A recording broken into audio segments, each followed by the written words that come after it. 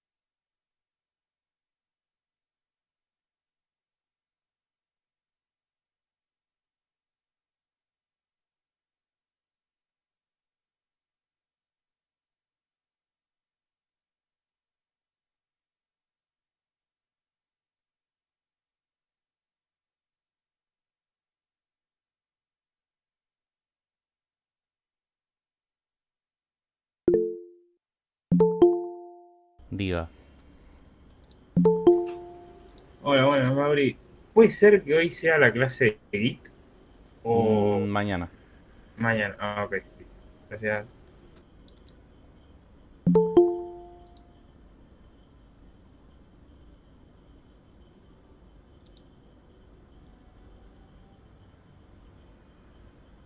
Igual vieron Git en primero, ¿no?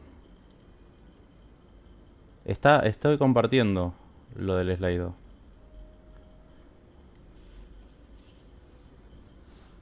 A mí lo que me había pasado con Git es que Baus lo daba en el curso de ingreso y después en primero no lo daba.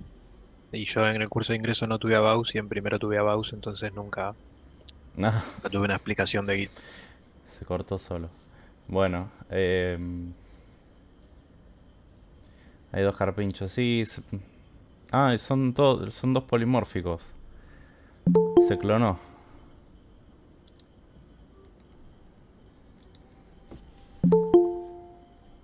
El cuatri pasado estaba lleno de carpinchos. Había para todos los gustos.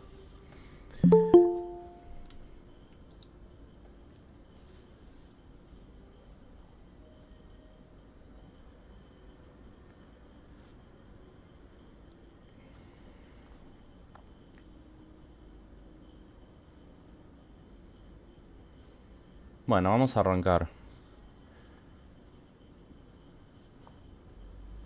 Así que terminen de entrar.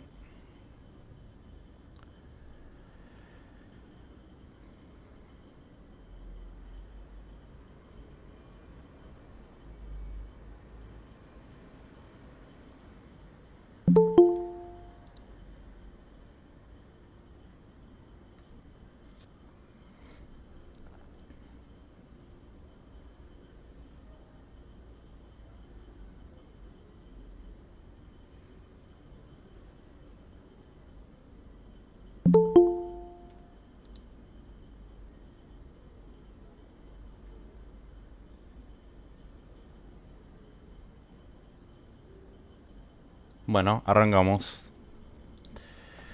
Seleccione todas las afirmaciones verdaderas sobre herencia. Tenemos. Permite crear clases más específicas a partir de otras más generales. Permite agrupar atributos y comportamiento en común de un conjunto de clases. Permite reutilizar y organizar mejor el código.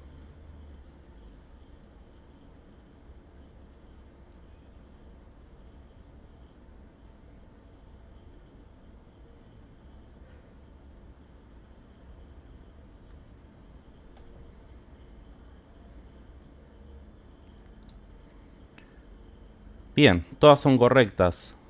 Em, Básicamente están diciendo lo mismo, ¿no?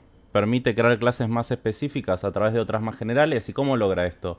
agrupando atributos sin comportamiento en común de ese conjunto específico. Se Me le caí. cortó el profe, ¿no? Me caí. Ahí Ahí estoy. está, me volvió. Ahí va. Ahora sí, ¿no? ¿Me escuchan? Sí, sí, perfecto. Bueno, decía, todas son correctas y dice, permite crear clases más específicas a partir de otras más generales. ¿Y cómo hace eso? Agrupando atributos y comportamiento en común de ese conjunto de clases específicas en la más general. Y esto permite reutilizar código y organizar mejor el código, ¿no? Y un código organizado, limpio, reutilizable, trae como beneficio un mantenimiento más sencillo de la aplicación, menos probabilidad de errores y demás. Todos los tipos se heredan de Object, incluso aquellos que ya tienen una clase base. ¿Eso es herencia múltiple o es posible ya que la herencia es transitiva?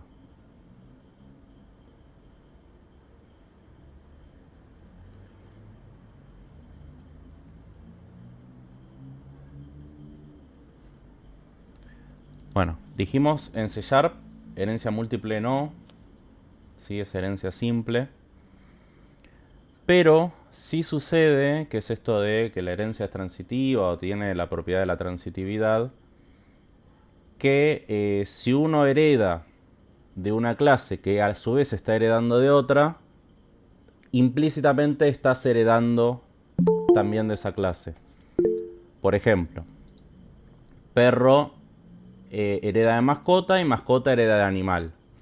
Un perro es una mascota y una mascota es un animal. Y por transitividad, un perro entonces es un animal también. ¿Sí? Entonces se está heredando toda la jerarquía de herencia de arriba hacia abajo. Sí. Decime. Profe, perdón. Sí. ¿Y herencia múltiple qué sería entonces?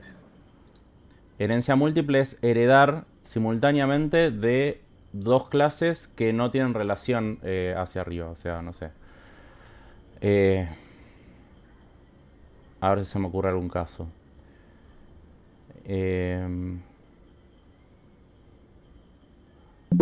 ahora no se me ocurre un caso, pero...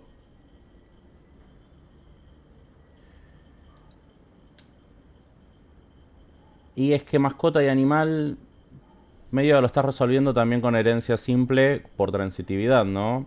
Mascota hereda de animal, una mascota es un animal y un perro es una mascota y al ser una mascota también es un animal. Eso es como funciona en C Sharp. No sé, por ejemplo, con perros policías y policías humanos, ponele. No Y sé ahí, y si ahí es tenés el un tema de ejemplo. semántica también. Que en realidad un perro policía no tiene nada que ver con un policía humano. Spider-Man hereda de araña y de persona. Bueno, me gustó esa. Puede ser. Es medio abstracto todos estos ejemplos de animalitos porque no coinciden mucho con la realidad. Pero básicamente es eso, ¿no? Heredar al mismo tiempo directamente de dos clases. O sea, si existiera en la sintaxis de C Sharp sería dos puntos, clase base 1, coma, clase base 2. Y Pero heredamos directamente. el orden jerárquico de estas dos clases de las cuales yo estaría heredando, ¿es el mismo o hay una que está a un nivel más de otra o es directamente una clase que no está relacionada para nada con la otra? En la herencia múltiple estás heredando de las dos al mismo tiempo y en la misma jerarquía, digamos. O sea, las dos están justo arriba en la jerarquía. Pero no tienen relación entre sí las clases base. Depende. Ahí va. En C Ok. Sharp sí tiene relación porque no hay herencia múltiple, sino que estás heredando de una clase y esa clase a su vez hereda de otra. Y entonces, por transitividad, también estás heredando de esa otra clase. Me sale razonar de que eso es porque estamos en un lenguaje orientado a objetos, ¿no? Puede ser, sea transitiva y que no haya herencia múltiple. No, O es errado. herencia es programación en objetos. No importa si es múltiple, si es simple o qué. Ok. Después, la transitividad es una propiedad. ¿Qué es esto? Si Si A hereda de B y B hereda de C, entonces A también hereda de C. Lo vieron, no se deben acordar, pero si hicieron matemática en primero, cuando ven relaciones, ven transitividad. Y es exactamente esto. Pero es eso, bueno, ya lo usé este ejemplo, ¿no? Tendría que dar otro, ¿no? Em,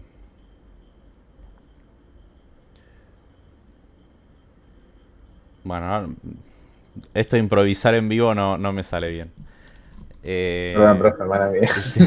No, pero lo que quiero entender es si se entendió. Lo que quiero saber es si se entendió cuál es la diferencia entre herencia simple y herencia múltiple. Sí, la diferencia sí, lo que todavía no me meto un poquito en la cabeza es el tema del ejemplo, ¿no? De la múltiple.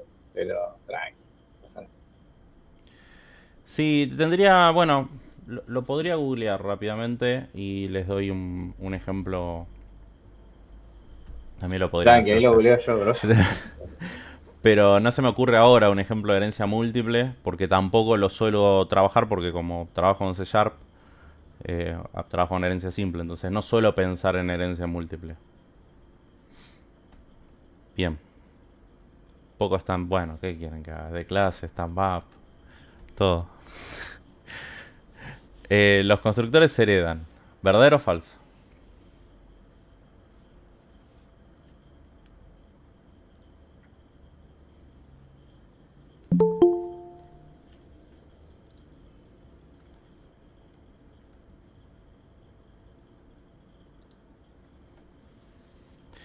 Falso, sí, lo mencionamos varias veces, que se hereda todo menos los constructores, y por eso usamos el dos puntos base para redirigir esos argumentos del constructor de la clase derivada al constructor de la clase base.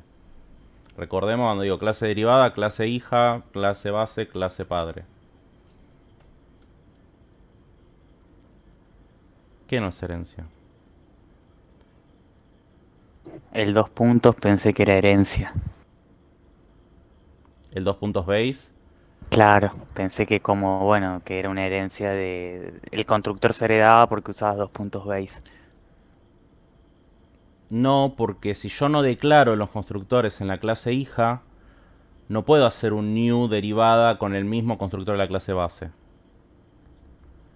Fíjate que si vos declarás una clase base y le declarás un constructor con parámetros, solo un constructor con parámetros, y heredás de esa clase, te va a exigir para compilar, el compilador te va a pedir que declares un constructor igual como mínimo y llames con el dos puntos base al de la clase base. O sea, a diferencia de los métodos, que no los estás declarando de nuevo en la clase derivada, sino que desde un objeto de tipo derivado ya puedes acceder a un método de la clase padre, con los constructores no pasa. Con los constructores tenés que volverlos a declarar y transmitir esos argumentos a través del dos puntos base al constructor de la clase base. Bien. Los miembros privados de la clase base son heredados por la derivada y los puede acceder. Son heredados pero no los puede acceder o no se heredan. Estamos hablando de un miembro privado, atributo privado, método privado, más que nada atributo privado. ¿Se heredan o no se heredan? Y si se heredan, ¿se pueden acceder o no se pueden acceder? Se hereda, ¿sí? Los atributos privados son parte del objeto del tipo derivado, pero no los puedo acceder. Private significa solo se puede acceder desde el tipo donde fue declarado. O sea que si los declaramos en la clase base, solo se pueden acceder desde ese tipo. Pero si los heredamos en la clase derivada y por lo tanto el objeto del tipo derivado va a tener esos atributos. Y la forma, me parece a mí, más intuitiva de pensarlo es pensar el objeto en memoria. Si yo tengo un objeto persona con nombre y apellido y un objeto alumno que además tiene legajo y promedio, cuando yo instancio un alumno, además de legajo y promedio, en memoria va a tener un nombre y apellido, porque además de alumno es persona. ¿Sí? Entonces, si bien desde la clase derivada, por una cuestión de orden y encapsulamiento y demás, no puedo acceder a modificar esos atributos, están en memoria cuando instancio el objeto alumno. ¿Sí? Clases derivadas. ¿Pueden ser más accesibles que la clase base? ¿O deben ser igual de accesibles o menos que la clase base?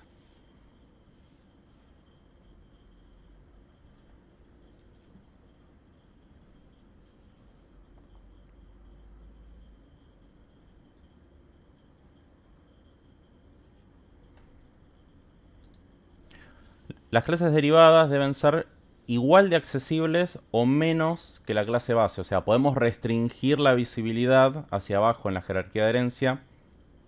Pero si, no sé, la clase es internal, la clase base, la clase derivada no puede ser pública. O es internal, porque no hay más restricción que eso en clases. O sea, básicamente la regla es esto. Si la clase base es pública, la derivada puede ser pública o internal. Pero si la clase base es internal, la derivada solo va a poder ser internal también, ¿sí? Private no existe en las clases tal como las declaramos, solamente si las declaramos anidadas dentro de otra clase. O sea, una clase que se declara dentro de otra clase. Ahí sí la puedes poner como privada, pero como no trabajamos así, en realidad tenemos dos opciones, o internal o pública.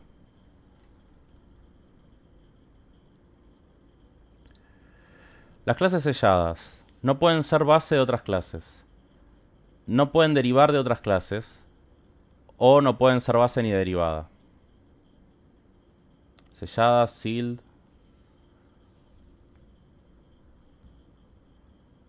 No pueden heredar. No pueden heredarse. O ninguna de las dos. Claro, las clases selladas son las que no pueden ser clase padre, ¿sí? No se puede heredar de ellas. Pero sí pueden heredar de otras. O sea, en sí mismas pueden ser clases derivadas o hijas. Pero ahí termina la jerarquía de herencia. No se puede heredar de ellas, no se puede continuar a partir de ellas con la jerarquía de herencia. Siempre doy este ejemplo, que lo da una profesora en una materia de más adelante, que las clases abstractas en la jerarquía de herencia son como la raíz de un árbol. ¿Sí? Es donde arranca todo. Son la base de la jerarquía de herencia. Y las clases selladas son como las hojas del árbol, es donde termina. ¿Sí? Si un miembro de una clase base es marcado como protegido, tres opciones. Será público para las clases derivadas y privado para las no derivadas. Será público solo dentro del mismo ensamblado. Recordemos, ensamblado es proyecto. O será privado para las clases derivadas y público para las no derivadas.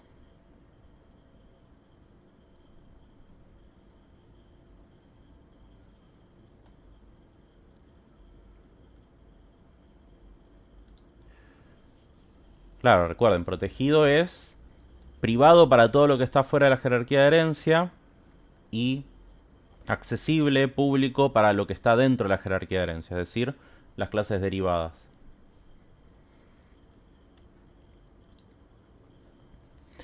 Por último, el principio de sustitución de Liskov indica que las instancias de clases derivadas deberían poder sustituir a una instancia de su clase base sin cambios en el funcionamiento del programa.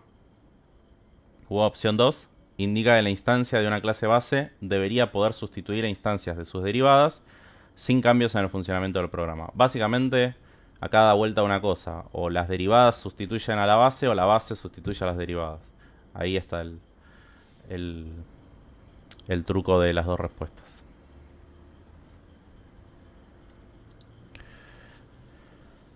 Bien, lo que dice Liskov es las clases más específicas deberían poder sustituir a una instancia de su clase base sin cambios en el funcionamiento del programa. ¿Por qué? Porque las más específicas, las derivadas, incluyen todo lo que es la clase base. Entonces, como incluyen todo lo que es la clase base, pueden reemplazarlo, ¿sí? Tienen todos sus métodos y tienen todos sus atributos. Por lo tanto, cuando se requiere una instancia de la clase base, se puede proveer cualquier derivada y debería funcionar igual, ¿sí? Bueno, muy bien. Mirá, hasta Paulo Londra viene a cursar con nosotros.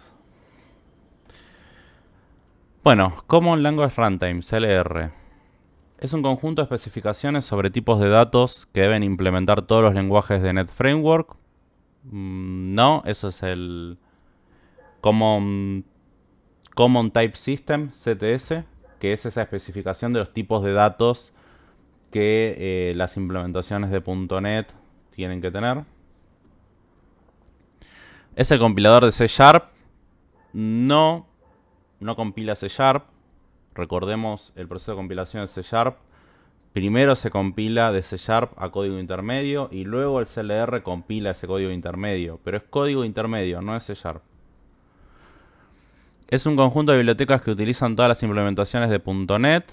No, esa es la Base Class Library.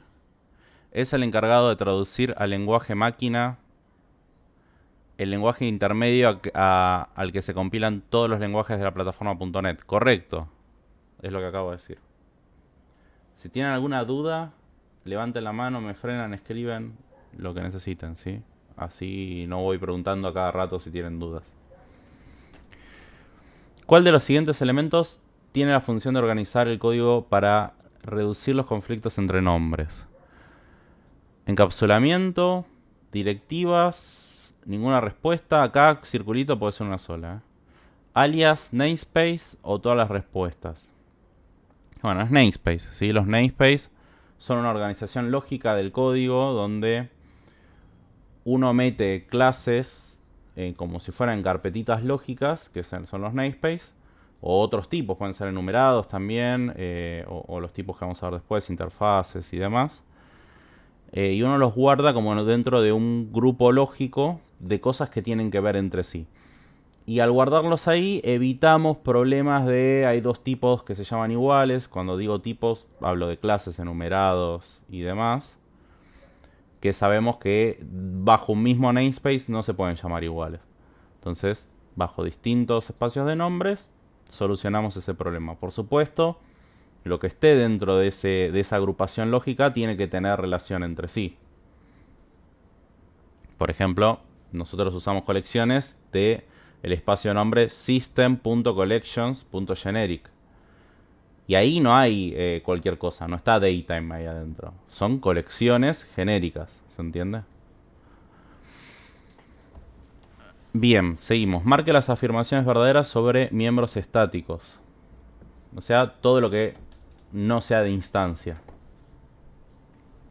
Las clases estáticas pueden contener miembros estáticos y no estáticos. No.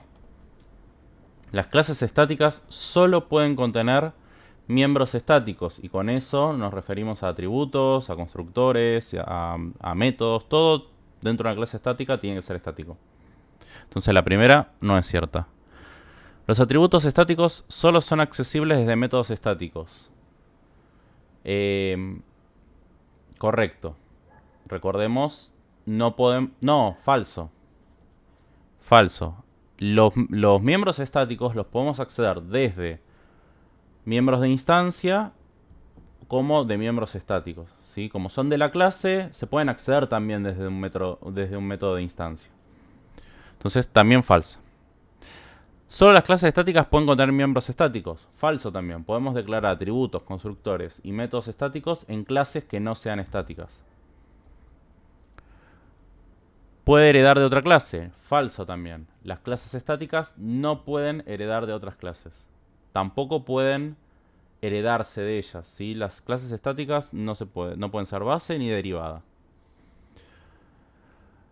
Los miembros estáticos, bueno, debe referirse a las clases. No puede ser instanciada ni participar de una relación de herencia.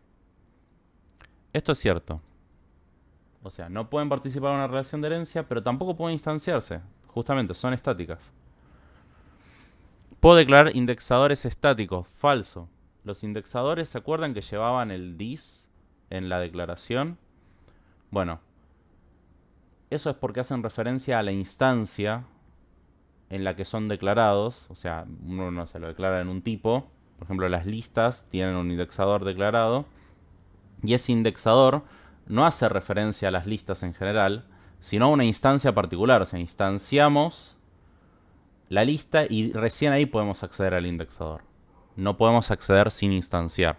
O sea, la definición de estático básicamente es eso. Es algo que es accesible sin necesidad de una instancia, ¿no? No es el caso de los indexadores.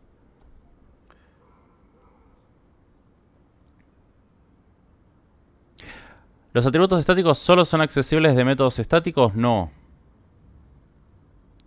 Se pueden acceder, todos los atributos estáticos, los métodos estáticos, se pueden acceder desde miembros de instancia. Por ejemplo, desde un método de instancia cualquiera, uno puede acceder a los atributos estáticos y también puede acceder a los métodos estáticos. Por eso es falsa. ¿Se entiende?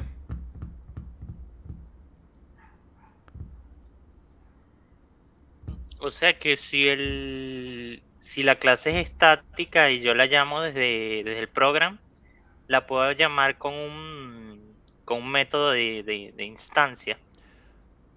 Más bien desde dentro, no habla de clases acá igual, pero dentro del mismo tipo, no una clase estática, sino una clase no estática, ¿sí? Yo tengo declarados métodos estáticos, atributos estáticos, pero también atributos de instancia y métodos de instancia. Los atributos y métodos estáticos se pueden acceder tanto desde los métodos estáticos como dentro de los métodos no estáticos. Ahora, los de instancia solo se pueden acceder a través de métodos de instancia. ¿Por qué? Porque lo estático no requiere una instancia, por lo tanto lo puedo llamar sin tener una instancia o teniendo una instancia, y lo no estático sí requiere, entonces solo lo puedo llamar desde otros miembros no estáticos. Antes de responderle a Caro, quiero saber si se entendió y si no lo vuelvo a explicar. Ah, pero es que estaba leyendo ahora, los atributos son accesibles en métodos estáticos. Ah, claro, porque también lo puedo llamar desde método no estático. Correcto. Esa es la lógica. Ya Claro. ya entendí. Pero al revés no, ¿no? O sea, desde un método estático no puedo llamar a algo no estático. ¿Eso se entiende? Para miembros no estáticos solo se accede, o de instancias son sinónimos, solo accedo desde algo no estático, correcto. Pero para lo que sí es estático, lo puedo acceder tanto desde lo estático como lo no estático. Y ahí preguntan si las estáticas pueden participar en herencia. No. Una clase estática no se puede. No puede ser base ni derivada. Y tampoco se puede instanciar. Por lo tanto, la verdadera es la que marqué. Caro. Buenas, ¿podemos poner un ejemplo en el cual sería útil que sea estático un método o un atributo? ¿Por qué motivo lo haríamos estático? Bien, porque no tiene acceso a atributos de instancia. Si yo tengo un método que con lo que recibe por parámetro ya me puede dar un resultado y no le cambia los atributos al objeto, a la instancia o una instancia particular, es decir, no interactúa con los atributos de instancia no estáticos, es un candidato a ser un método estático, es decir, un método que no requiere que se haya instanciado un objeto previamente. Un ejemplo puntual, a ver, tendría que pensarlo, pero un validador, por ejemplo. Ustedes tienen una clase y dentro de la clase hacen una validación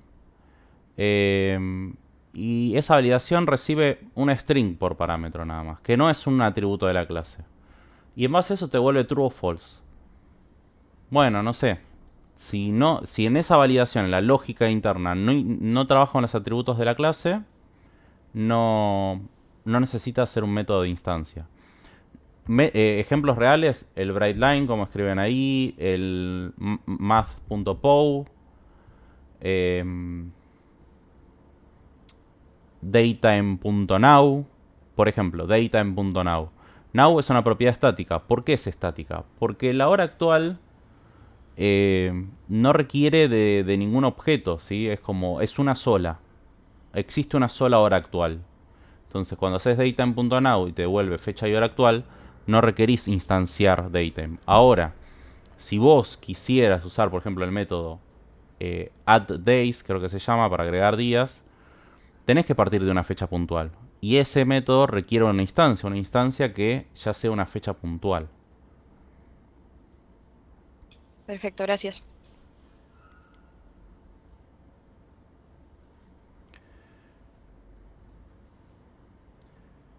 ¿Un login podría ser static? Depende. En realidad, lo que pasa es que el login, como lo van a hacer ustedes en Windows Forms, está lejos de ser un login real. Porque un login real va a ir a una base de datos, nada. Va a ser un poco más complejo. Y después, si están trabajando en web, van a tener que tener en cuenta temas de concurrencia. Es decir, dos usuarios distintos me llaman al mismo tiempo. ¿Cómo resuelve eso esta clase estática? Nada. Hoy podría ser static, si quieren. Habría que ver el caso puntual. Pero bueno, no sé si es el mejor ejemplo. Me gusta mucho más el ejemplo de Daytime Now. Son ejemplos reales, ¿no? O el ejemplo del console bright line. Yo no necesito instanciar una consola para escribir en la salida. Porque hay una sola en realidad. No sé. Bueno, sigamos. Pi es una constante ya directamente. Ni siquiera es un... Actúa como algo estático, pero ya es como una constante directamente. En la calculadora que hicieron, no sé si eran estáticos o no, pero sí, sumar es sumar. O sea, tengo dos números y doy un resultado. No necesito generar una clase, o perdón, una instancia para trabajar. Básicamente, el secreto con esto de estático y de instancia es... Ustedes saben que es una instancia, ¿no? Esta manifestación concreta que se construye a partir de una clase, donde va a tener su propio estado, su propio conjunto de valores en los atributos. Tienen los mismos atributos que todos los demás objetos de ese tipo, pero los valores son propios de esa instancia. Bueno, cuando trabajamos con esos valores propios de una instancia particular, usamos métodos de instancia, propiedades de instancia, constructores de instancia. Cuando trabajamos con lógica o valores que son globales a un tipo de dato y no de una instancia particular, trabajamos con algo estático. ¿Alguna duda más de esta pregunta?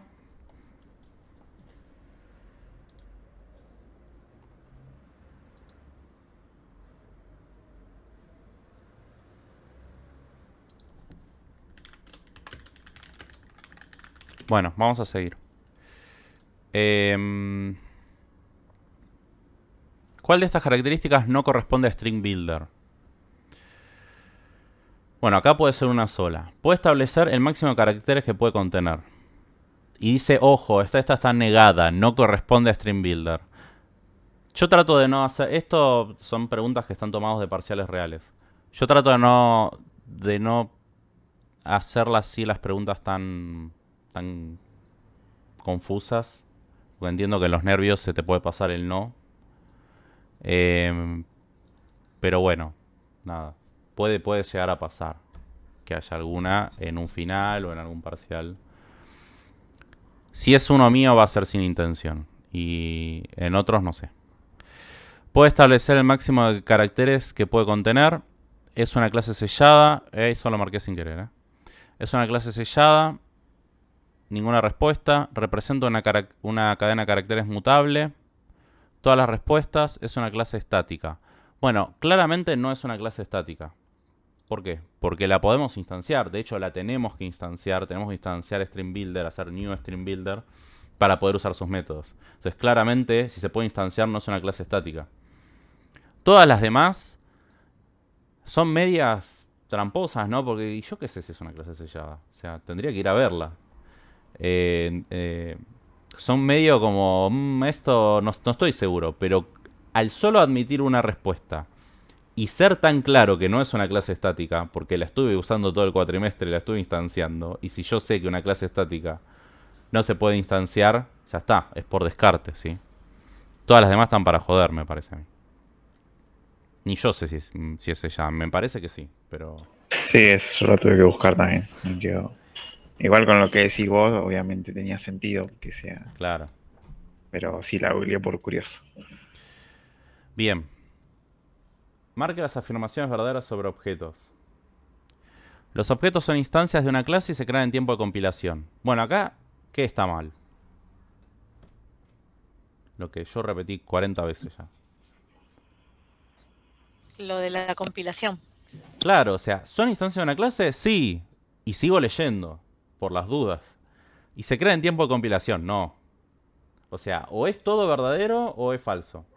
Entonces, ¿es verdadero que son instancias de una clase? Sí. ¿Se crean en tiempo de compilación? No. Por lo tanto es falso. Esa no es. De ejecución, claro, en tiempo de ejecución. Los objetos se almacenan... Lean bien, ¿sí? Porque eso sí, suelen, cuando son multiple choice, suelen estar leyendo rápido, no leen completa la respuesta o el enunciado, como el caso anterior que decía no. Y se equivocan por eso, no porque no sepan. Igual ya les dije que el parcial va a ser más a desarrollar. Puede llegar a tener algún multiple choice, pero no va a ser 100% multiple choice. Los objetos, bueno, eso ya lo hicimos. Los objetos se almacenan en la sección de memoria conocida como heap. Verdadero. Una clase define los atributos y el comportamiento que tendrán los objetos de ese tipo. Verdadero, es el molde que define qué atributos y qué métodos va a tener todos los objetos de ese tipo. Un namespace representa una agrupación lógica de objetos. Falso. Es una agrupación lógica de tipos de datos. Es decir, de clases, de enumerados, interfaces, etcétera, ¿sí? Pero no de estructuras, pero no de objetos. Los objetos existen en tiempo de ejecución y los namespaces son organización de código fuente. No tienen nada que ver con lo que sucede en tiempo de ejecución.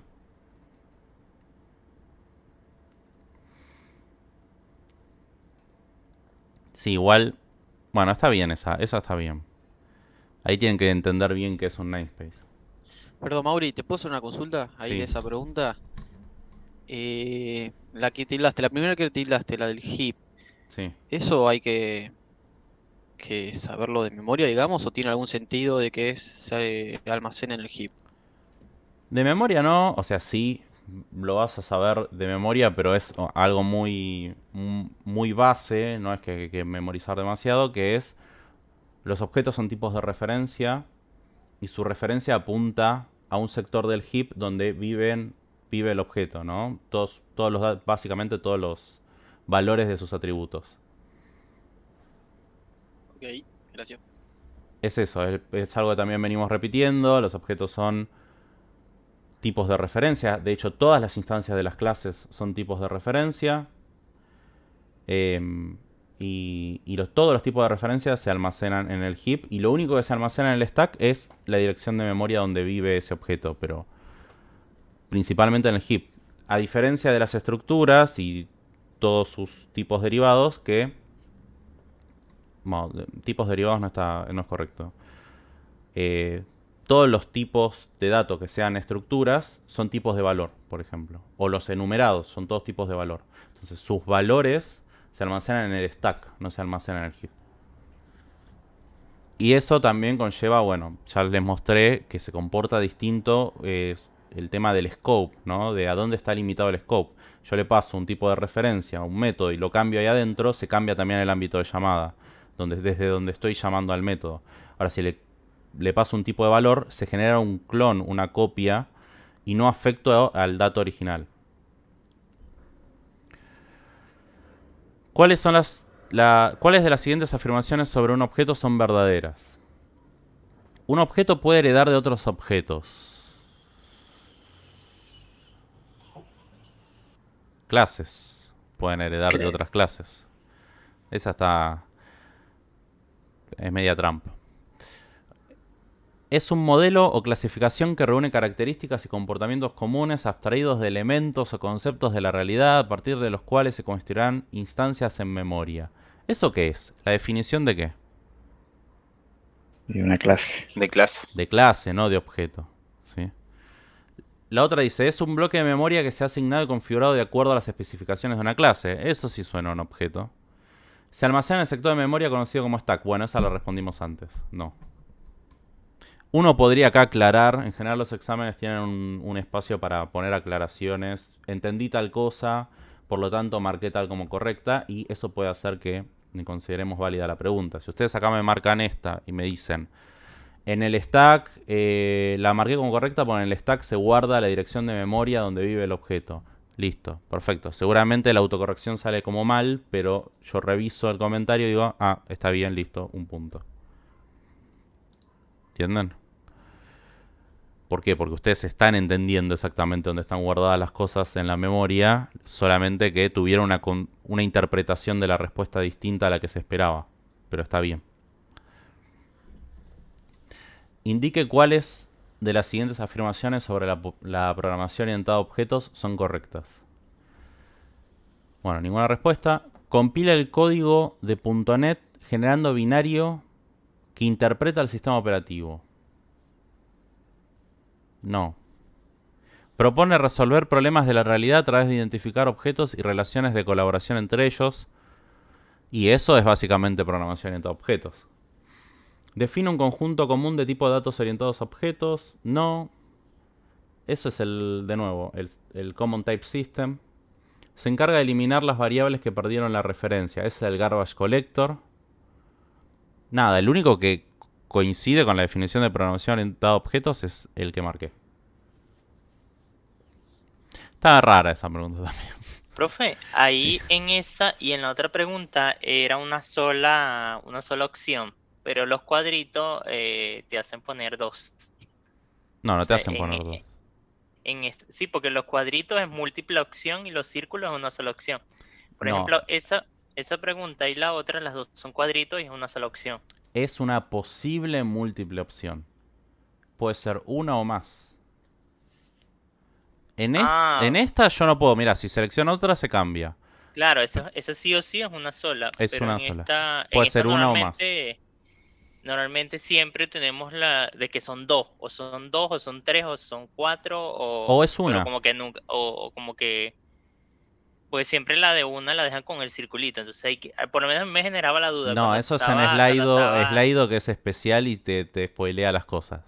Pero en Google Forms no. En Google Forms, si es una sola, si es circulito es una sola. Pero si es cuadrado, puede ser una o más. pueden ser dos o tres, Podrían ser o todas. todas. Sí. Ah, O podría ser una, o dos, o tres. Si es ninguna respuesta, claramente no marquen otra, porque es ninguna O respuesta. todas y ninguna a la vez. No. Había una que era una paradoja. ¿Sí? Sí, sí, porque la vi. Ahora La la vi y vamos a me empecé a revisar. reír. Tal vez está mal. Bueno, ¿hasta acá vamos bien? No, no es maldad lo del cuadradito. ¿Cuál es la funcionalidad de los constructores? Es muy fácil si es una sola. ¿Cuál es la funcionalidad de los constructores? Inicializar el estado de un objeto. En esta está buena, porque acá tenés, sí, opciones que se descartan entre sí. Por más que acá haya un cuadradito, es una u otra. Entonces, inicializar el estado de un objeto, asignar memoria e inicializar el estado de un objeto, asignar memoria o ninguna respuesta. ¿Cuál dicen ustedes? Inicializar el estado. Inicializar el estado de un objeto. ¿Y qué era el estado de un objeto? Los valores que toman sus atributos en determinado momento. En este caso, al instanciarse. Entonces, la tarea del constructor es asegurarse de que el objeto inicie con valores en sus atributos que sean seguros. ¿Seguros en qué sentido? En que no van a generar errores. Si yo llamo a cualquier método público de ese objeto, debería funcionar bien. Entonces, si yo ya veo que para que un método funcione bien, antes tengo que llamar a otro método o propiedad o cargar algún valor a través de una propiedad, está mal, ¿sí? Debería estar ese valor pedido en el constructor o que el constructor le dé algún valor por defecto o algo, pero si yo necesito ejecutar las cosas en cierto orden, desde afuera del objeto, no estoy hablando de métodos privados, no estoy hablando de métodos públicos, Está mal el diseño. Y ahí es donde entra el constructor a darnos las herramientas para asegurarnos de que cuando se instancia el objeto tenga en esos atributos que son vitales para su funcionamiento un valor válido. Entonces esa es su única tarea, inicializar el estado del objeto. ¿Se entiende?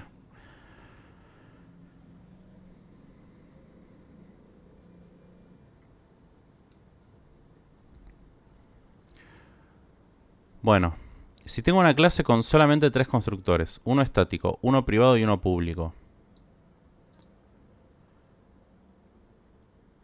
El constructor privado solo podrá alterar elementos que sean privados o protegidos. Falso. O sea, el constructor privado tiene acceso a todos los elementos de esa clase. El constructor estático solo podrá operar sobre otros miembros de la clase que también sean estáticos. Eso es cierto. Y ya está. Constructor estático llamará al constructor privado. Un constructor estático no puede llamar a ningún miembro de instancia. Y recuerden, privado, los constructores estáticos no llevan modificador de visibilidad. Entonces tampoco pueden hacer 2.dis, ¿no? Porque el 2.dis hace referencia a un constructor de instancia. Al instanciar el primer objeto de ese tipo, el primer constructor por el que pasará será el constructor público.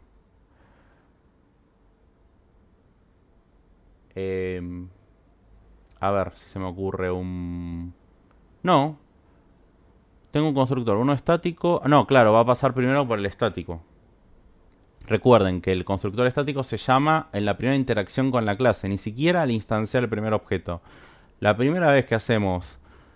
interactuamos con esa clase se llama el constructor estático. Así que el primero va a ser siempre el estático. Será obligatorio hacer una llamada al constructor privado mediante alguno de los otros constructores, dando un error si no se hace. No necesariamente. O sea, a veces el constructor sin parámetros o el constructor privado, o podría ser privado y con parámetros, cumple una función específica, no tiene nada que ver con los otros dos. Es otra forma de inicializar ese objeto que no reutiliza el otro constructor. Así que... o puede ser al revés, que el constructor... Bueno, en este caso no tendría sentido que el privado llame al público, pero...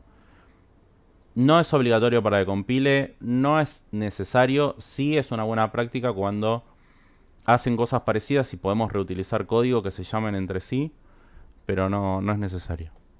Entonces la correcta es la que marqué.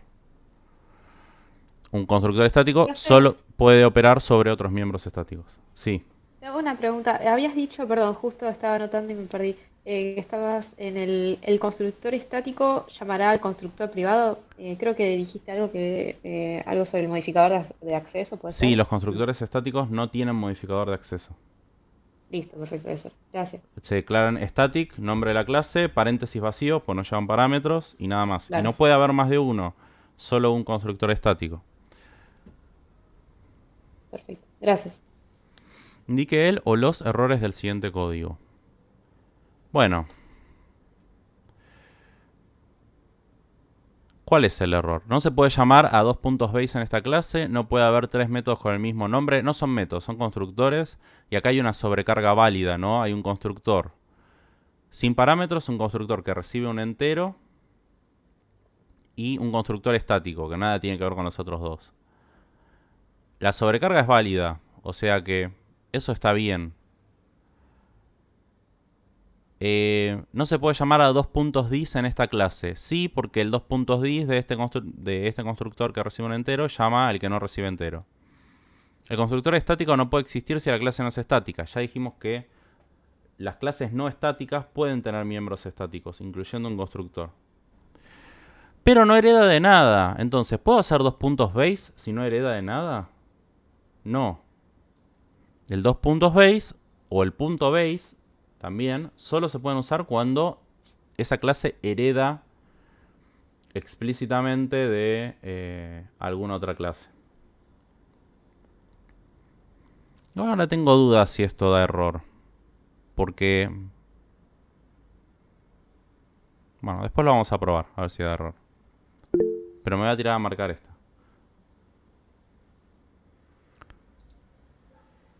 Sí. Sí, Mauri, cuando hace el dis ahí, ¿llama al public o al static? Al public. Al static no lo podés llamar desde ningún lado.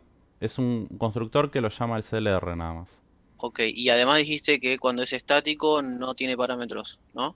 No tiene parámetros, no tiene modificador de visibilidad. Fíjense que acá no dice ni Ok, public, ni private, ni nada. Y no lleva parámetros. ¿Por qué? Porque no lo puede llamar nadie, solo el CLR. gracias. Y por esa misma razón, por no tener parámetros, tampoco se puede sobrecargar. Porque para sobrecargar necesito parámetros de entrada. Y con el base también lo puedes llamar con el dis, aunque tenga el base, el primer constructor.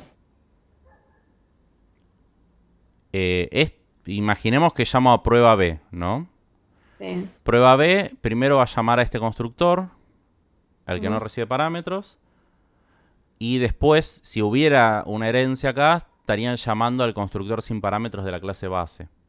Sí, Si llamo a prueba B directamente sin parámetros, llama al constructor de la clase base nada más. bien. Pero, Perdón, sí. ¿por qué puedo llamar a con 2.dis si no es static y no era que al estático no lo llamaba, sino que pasaba una vez sola el... Correcto. Pero el que está llamando es al constructor que está arriba del estático. Ah, gracias, profe. Perdón. Ah, ahí está, el que dice 2 puntos base. Claro, ese. Pero que también estaría mal igual porque no tengo al lado de prueba B 2 puntos prueba A. En realidad es lo único que está mal en este código. Ah, listo. O sea, puedo Gracias. hacer 2.dis porque tengo un constructor sin parámetros, que es el primero. Puedo tener 3 que se llaman igual porque 2 son una sobrecarga y el tercero es el estático. Lo que no puedo hacer es 2.base cuando no estoy heredando. Igual, después lo vamos a probar porque tengo dudas de si eso compila o no. ¿Se les está trabando solo a Juan? ¿Hasta dónde entendieron? Ok, Yo escuché de No. todo. ok. Bueno, seguimos entonces. ¿Cuál de estas afirmaciones sobre sobrecarga de métodos son correctas? Las sobrecargas de métodos deben tener el mismo modificador de visibilidad. El compilador distingue los métodos que están sobrecargados comparando la lista de parámetros. Una sobrecarga válida es cuando se cambian los nombres de los parámetros de entrada o ninguna. Bueno, ¿deben tener el mismo modificador de visibilidad? No. Podrían tener distinto modificador de visibilidad. Eso no define la sobrecarga, ¿no? O sea, no alcanza con que tengan distinto modificador de visibilidad para que pueda compilar. Tiene que cambiar los parámetros de entrada. Pero también le puedo cambiar el modificador de visibilidad si quiero. El compilador, entonces, deben implica obligación. No, no deben. Pueden tener el mismo como pueden no. El compilador distingue los métodos que están sobrecargados comparando la lista de parámetros. Correcto. Nombre, número, tipo... perdón, nombre no. Tipo, número u orden de parámetros. De entrada, de parámetros de entrada. Tipo, número u orden de parámetros de entrada. Es lo único que compara. ¿Es una sobrecarga válida cuando se cambian los nombres? No, no alcanza con cambiar los nombres. Tiene que cambiar los tipos de datos de los parámetros de entrada. Imagínense al método con los parámetros de entrada con el tipo solo. Siempre imaginen eso, o sea, no imaginen, no vean los nombres cuando estamos hablando de sobrecargas. Hay un método que recibe string int y hay otro que recibe solo 2 strings. Bueno, ahí cambió.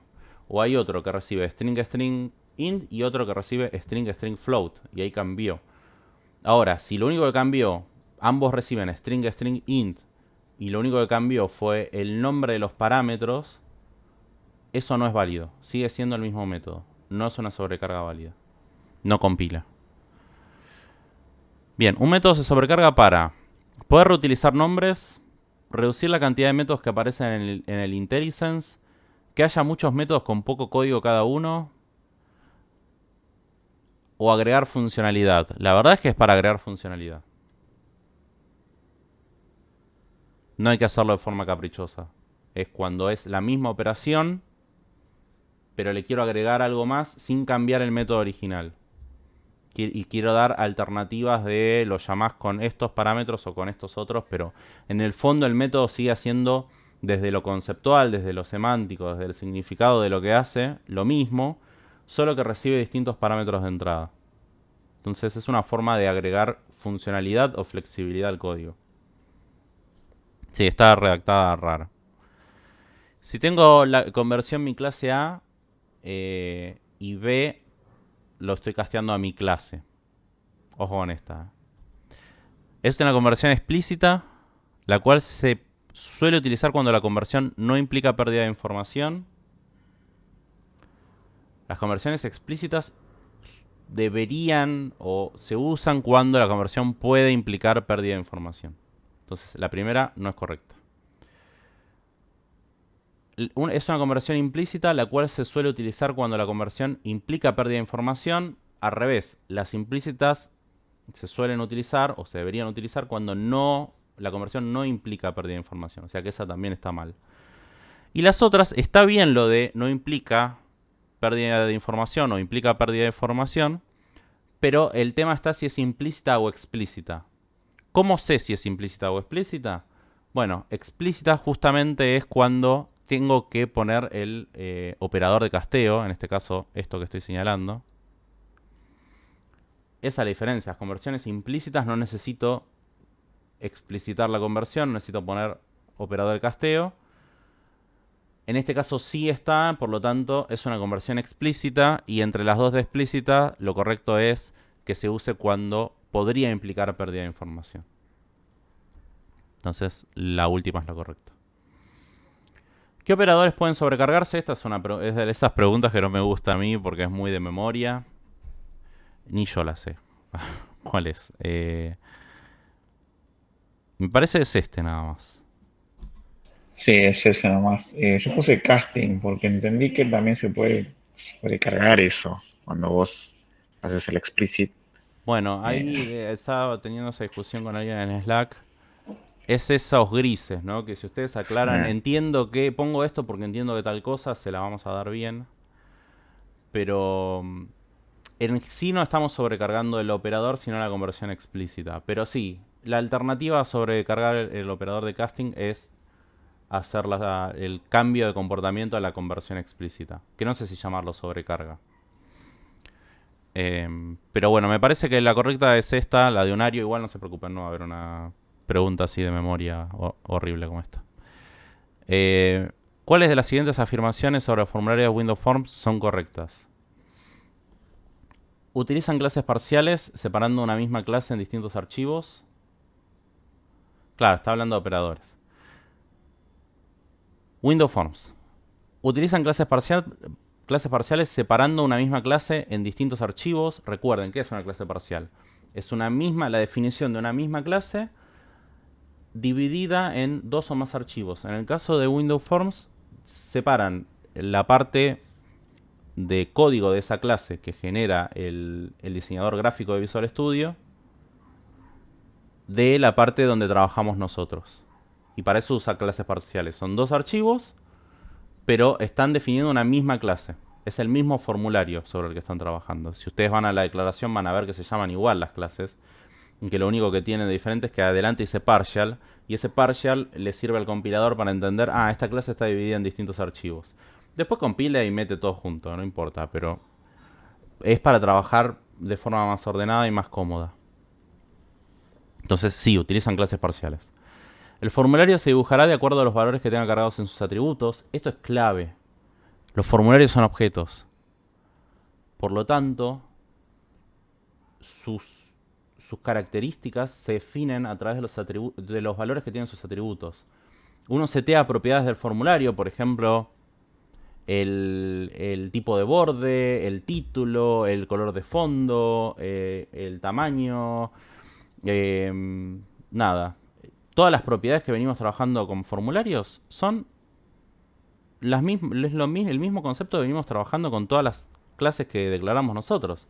Es una forma de acceder y leer el valor de sus atributos o modificarlos de manera controlada.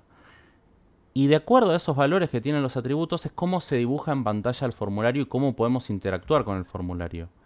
Entonces no deja de ser un objeto como cualquier otro. Y el valor que tomen sus atributos, en general sus atributos heredados, va a ser lo que le va a dar la forma al formulario y cómo vamos a poder trabajar con él, qué elementos va a tener y demás. Entonces, sí, se va a dibujar de acuerdo a los valores que tenga cargados en sus atributos. Y esto es muy importante. ¿Un formulario puede heredar de otro formulario? Sí, de hecho, heredan todos de form, de la clase form.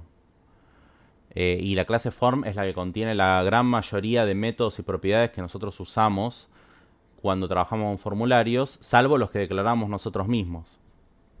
Entonces, sí, pueden heredar de otros formularios y podemos tener herencia transitiva. Por defecto heredan de form, pero de ese formulario que hereda de form podemos hacer que herede otro, y que herede otro, y que herede otro, ¿sí? Y así reutilizar código. Entonces podemos tal vez tener partir de una base general y de ahí sacar formularios específicos que hereden de ese.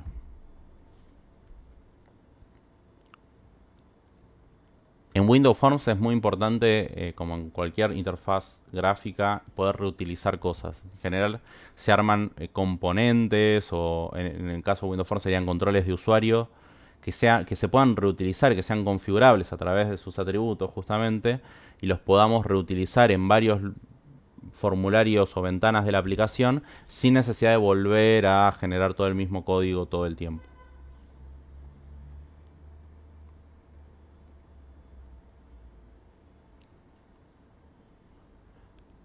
Los objetos no heredan, pero la clase del formulario sí. Las clases sí heredan.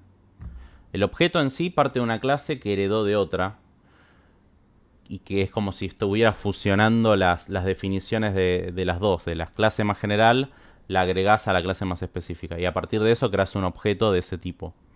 Entonces, el objeto en sí no está heredando, está partiendo de un tipo que es derivado de otro, y que por lo tanto incluye al tipo base. En el caso de los formularios es igual, son objetos, pero son instancias de clases, ¿no? Cuando uno dice objeto, habla de instancias de clases. Entonces, si es una instancia de una clase, las clases, a partir de las cuales instanciamos los formularios, pueden heredarse entre sí. ¿Sí? Puede ser la clase de la que instanciamos el formulario puede estar heredando de otra. Las acciones sobre la interfaz de usuario se informan a través de eventos. También. Miren, esta es una donde todas son correctas. ¿Por qué? ¿Qué son los eventos? La notificación de que pasó algo en un objeto. ¿Y quién la está escuchando? Otro objeto. ¿Sí? En este caso, nosotros escuchamos los eventos que suceden en los controles de usuarios que están contenidos dentro del formulario. Por ejemplo, un botón. Cuando hacemos clic en el botón, ese botón dispara el evento onClick y le avisa a quien esté escuchando, en este caso el formulario, que sucedió ese evento clic, que alguien hizo clic en ese botón. Y nosotros en el formulario podemos hacer algo con ese clic. O sea, cuando me hagan clic acá, yo escucho, y cuando ocurra, ejecuto esta lógica que es el manejador del evento. Entonces, las acciones sobre la interfaz de usuario, es decir, sobre los controles de usuario que están dentro del formulario, se informan a través de eventos. Eso es correcto. Bueno, ¿qué más? Heredan de las clases contenidas en System Windows Forms, directa o indirectamente. Es lo que les decía antes. Heredan de form, de la clase form, y directa o indirectamente. Con indirectamente se refiere de forma transitiva. O sea, un formulario que hereda de otro formulario que declaré yo, que a su vez hereda de form. Entonces, el que está más abajo, transitivamente, también hereda de form. Son objetos que exponen propiedades, métodos que definen su comportamiento y eventos que definen la interacción con el usuario, lo que hablamos antes. Y utiliza el concepto de partial class, está un poco repetido eso también. Colecciones. Las stacks se procesan en orden FIFO, no, LIFO. El último que entra es el primero en salir. ¿Sí? Stack pilas. Acá estamos hablando de colecciones. Las colecciones de tipo diccionario están indexadas por kio o por clave, correcto. No están indexadas por posición, como las listas, sino por la clave. Si uno usa el operador de... No la marcaste, ¿está bien? Ah, no la marqué. No, usted Es que la no va. marcó. Está bien, yo la marqué. Ok. En el caso de los diccionarios, si uno usa los corchetes y quiere usar el operador de indexación, y a través de ese índice obtener algo, en el caso de los diccionarios le tengo que pasar el valor de una clave. Si le paso una clave que existe, me va a devolver algo, y si le paso una clave que no existe, me va a lanzar un error en tiempo de ejecución. Ojo con eso. Una colección de tipo list está compuesta por pares clave-valor, indexada por la posición del elemento. No, pares clave-valor no, esos son los diccionarios u otros tipos de colecciones, pero las listas no son pares clave-valor y sí están indexadas por la posición del elemento, o sea, es parcialmente verdadera, por lo tanto es falsa. Un atributo de tipo Q se almacenará en el segmento de memoria stack. Esta es falsa, pero ¿por qué es falsa?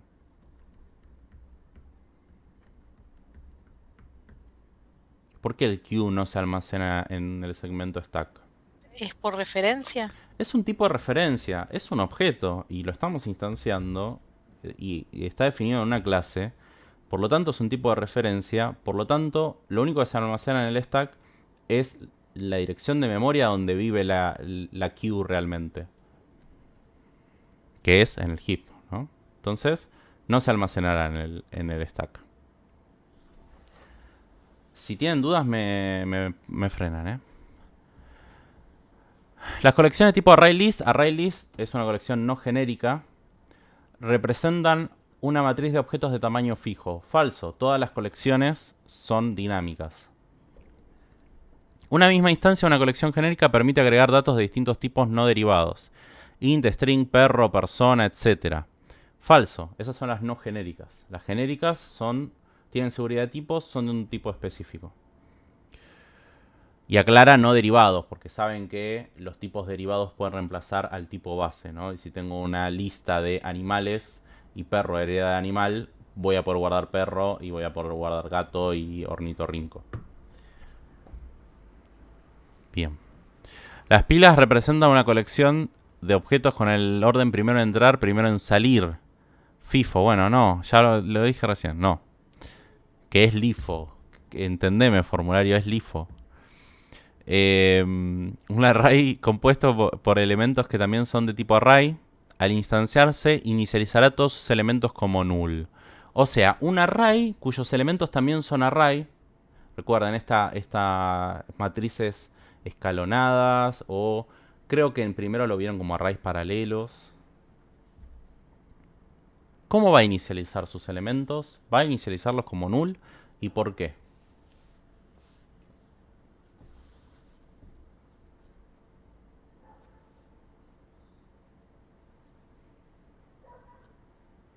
Nadie responde esa, ¿eh? Porque es de referencia. Los tipos de referencia por defecto, su valor por defecto es null. No apuntan a nada, no apuntan a ningún sector de memoria. Y los arrays son instancias de una clase, son tipos de referencia. Los tipos de referencia por defecto son null, por lo tanto los elementos de un array que contiene arrays por defecto van a ser null. ¿Ven como todo en realidad se puede deducir, no es de memoria? O sea, si uno entiende que los arrays son instancias de una clase y las instancias de una clase son tipo de referencia y los tipos de referencia por defecto son null, se aplica a todo. Bien. Si un método tiene el modificador de acceso internal, ¿significa que puedo acceder desde cualquier clase declarada también como internal? No.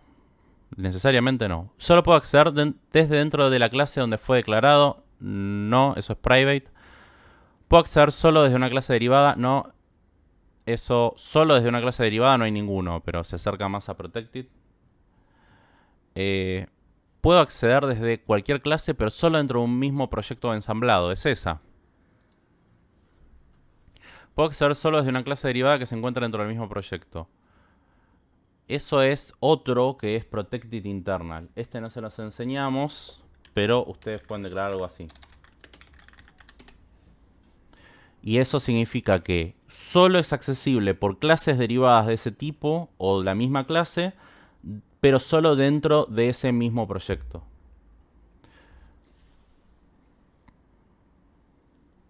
¿Que la clase puede estar en otro proyecto? ¿A dos veces? Si es internal, tiene que estar dentro del mismo proyecto, es decir, dentro del mismo ensamblado. Sí. Si es protegida internal, además de tener que estar dentro del mismo proyecto, tiene que ser de ese tipo o derivado. Ah, Pero bueno, nada, ese no le damos, no insistimos mucho en eso porque es raro. No sé si se suele utilizar mucho. Pero se puede, en C# se puede.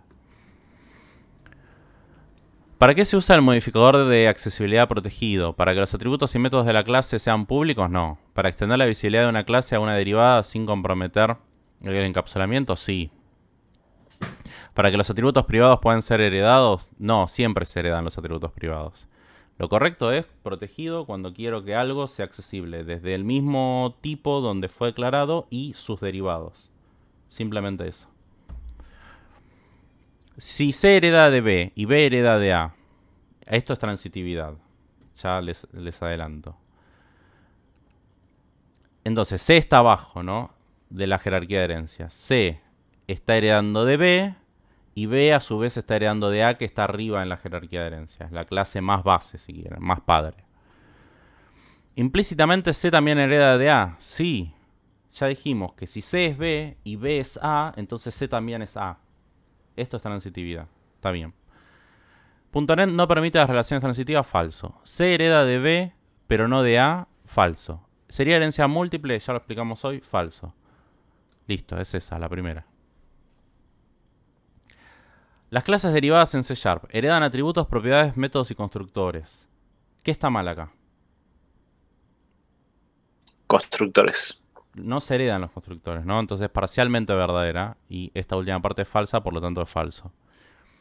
No pueden acceder a los atributos privados de la clase base porque no son heredados. No los puede acceder, es cierto, pero no porque no son heredados. Sí, sí son heredados, así que es parcialmente falsa, falsa. Obtienen implícitamente todos los miembros de la clase base, con excepción de los constructores. Correcto, eso es verdadero. O sea, obtienen sin que nosotros hagamos nada. Más solo con declarar la herencia, uno ya está heredando todos los miembros de la clase base, salvo los constructores. Puede modificar la visibilidad de la clase, aunque la clase base sea menos accesible. Y habíamos dicho que las clases derivadas tienen que ser igual de accesibles o menos, nunca más. Entonces no puedo modificar la visibilidad a más accesible. Marque las afirmaciones verdaderas sobre miembros virtuales y abstractos. Ya casi, ¿eh? La primera clase no abstracta que derive de una abstracta debe implementar todos los métodos declarados como abstract. Correcto. Recuerden, si una clase abstracta hereda de otra clase abstracta, todavía no estoy obligado a darle una implementación. Recién en la primera derivada que no sea abstracta, voy a estar obligado a implementar todos los miembros abstractos. ¿Y por qué? Esto también no es de memoria, se puede pensar. ¿Las clases abstractas se pueden instanciar? No, no se puede. Las clases abstractas no se pueden instanciar. Ahí vamos. No se pueden instanciar. Por lo tanto, mientras no pueda instanciar ese tipo, no estoy obligado a darle una implementación al método. Total, sin una instancia, ese método, que es de instancia también, no lo voy a poder llamar. Ahora, en el momento que tenga una derivada que sí la pueda instanciar, es decir, que no sea abstracta, ahí sí, ese método tiene que tener una implementación. Porque si no, cuando yo haga .método y lo esté llamando, ¿qué va a hacer ese método? ¿No va a hacer nada? No, tiene que hacer algo. Entonces, en la jerarquía de herencia, si tengo métodos abstractos, en la primera derivada que se pueda instanciar, es decir, que no sea abstracta, tengo que darle una implementación a ese método que hasta ahora no tenía ninguna implementación porque es abstracto. Ahora sí, ¿qué duda había? No, profe, yo me confundí igual porque, o sea, entendí mal, entendí como que los métodos, digamos, habría que declararlos como abstractos. los que vienen después de la clase abstracta. ¿Es así? No, uno en la clase abstracta declara la firma del Con método abstracto. claro. ¿Sí? Y después abajo no deberían ir abstractos los métodos. No, O sea, van a la usar derivada. override. Pero Claro, van a usar por eso override yo lo de entendí manera así. obligatoria recién en la primera derivada no abstracta. Claro, yo lo entendí así, por eso entendí como que los métodos había que declararlos como abstractos, por eso. En las derivadas no, uno las sobrescribe ya, le da una implementación. Acá hay que diferenciar entre declarar algo e implementar. Declarar es la firma, es la operación que estoy declarando. Claro. Implementar es ya darle un bloque de código que explique el cómo se hace. La declaración es el qué hace y la implementación es el cómo lo hace. Ok, gracias. Los virtual no son obligatorios sobreescribirlos. Los abstractos sí, pero recién en la primera clase no abstracta. Profe, ¿qué diferencia hay? Perdón, la pregunta tonta tal vez, pero entre el punto 1 y el punto 4? No es...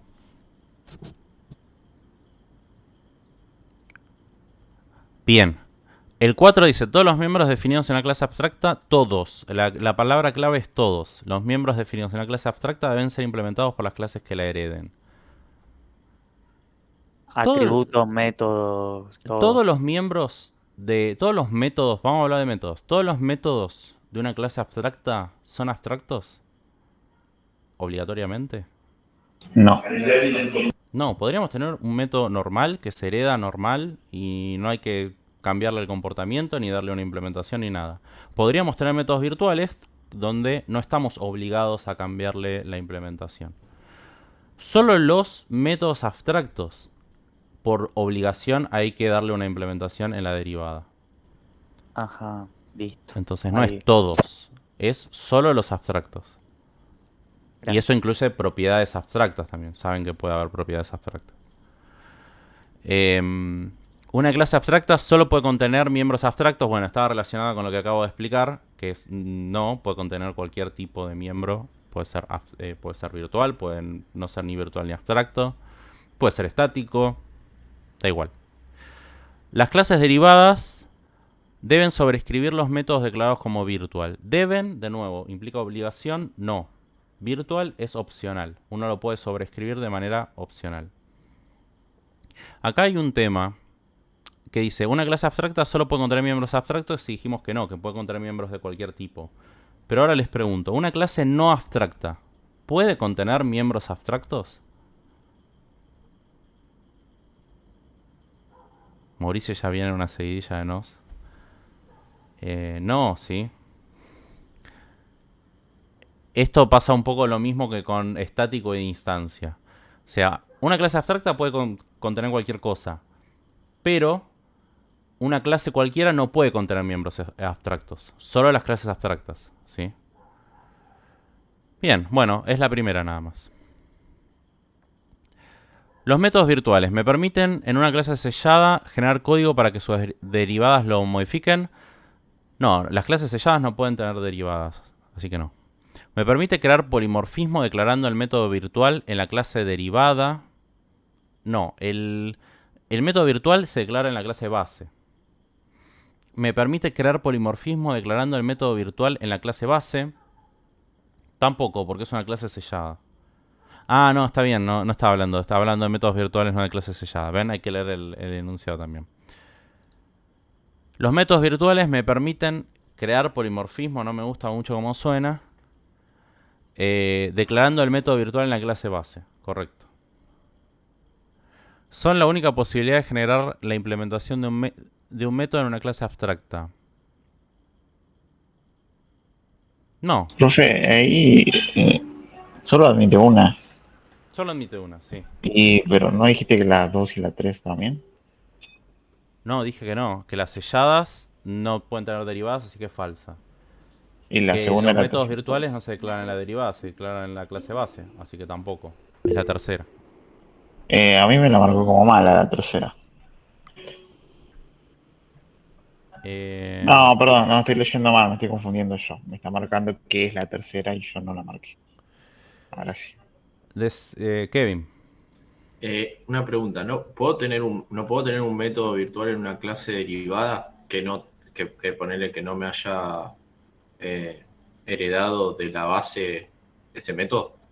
O sea, arrancar, digamos, un método virtual en una clase derivada y abajo de otra derivada hacer un override sobre ese método. Sí,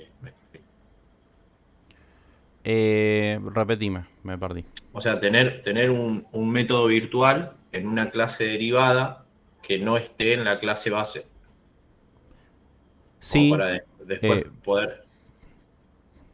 sobreescribirlo en la derivada de la derivada, decís. Claro, Sí, en ese caso sí. ok. Pero bueno, Entonces, nada, acá está. Te deja seleccionar solo una y me parece que la más sí, yo correcta puse la de la sería. base, pero me había quedado esa duda. No, sí, podés declarar en una derivada métodos virtuales que a su vez se puedan sobreescribir en sus propias derivadas, Claro, salvo que sea sellada, porque ahí no tendría sentido y no te va a dejar compilar. claro. Bueno, gracias. Indique cuáles de las siguientes afirmaciones sobre tipos de clases son correctas. Las clases declaradas como abstracts pueden instanciarse. No, principal característica de las clases abstractas, o una de sus principales, es que no pueden instanciarse. Su motivo de ser es simplemente dar una base o modelar una jerarquía de herencia. Pero en sí mismas están incompletas, por lo tanto no pueden instanciarse. No sirven solas, sirven si las heredan, si tienen alguna clase de derivada. Si están por sí mismas, no están completas, por lo tanto no las podemos instanciar. Las clases declaradas como static pueden ser heredadas. Ya dijimos que no se puede heredar. Las clases declaradas como abstract pueden heredar de otras clases, ser derivadas. Correcto, sí, pueden. Eso es cierto. Las clases abstractas pueden, por supuesto, están pensadas para ser clase base, es su razón de ser, pero pueden a su vez ser derivadas de otra clase, tal vez otra clase abstracta. Las clases declaradas como sealed no pueden heredar de otras clases, o sea, ser derivadas. Sí, pueden ser derivadas, lo que no pueden ser es base. ¿Cuánto quedan? 2, vamos. En base al código en la imagen, marque las afirmaciones verdaderas. Bueno, vamos a entender estos polimorfismos, ya se los adelanto. Tenemos una clase abstracta A.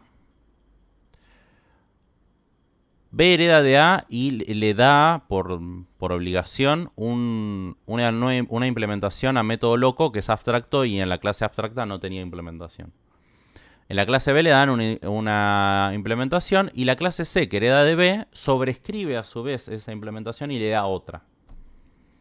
Reutilizando con base punto la clase B. ¿Sí? Entonces, acá que estamos instanciando.